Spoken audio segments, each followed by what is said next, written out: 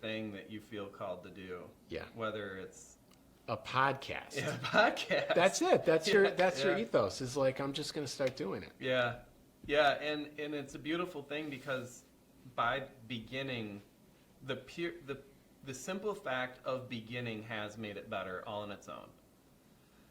You know, and anybody that's seen the first few episodes knows it's a little rough. It started off a little rough. I had some technical difficulties, but I think that, you know, I know that this is the first episode that's professionally produced, and I think that it wouldn't have necessarily been, I don't know how you say it, as easy to get to this point if I hadn't started.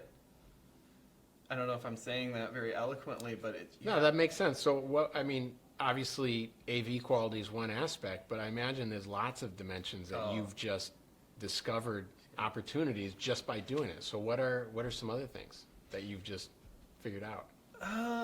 About podcasting in particular? Yeah, because is it 6 episodes maybe? Something Yeah, like that? 6, but I've got 2 published. I took everything else down that wasn't professional quality, but I've been able to reconnect with a lot of people that, you know how you've got an acquaintance or a friend that you haven't talked to in maybe 6 months, a year, 2 years, whatever the number is, but I always like to hear from people, you know, and by starting this podcast, it's become a conduit to hear from people that wouldn't have necessarily had a reason to reach out or to contact me or whatnot.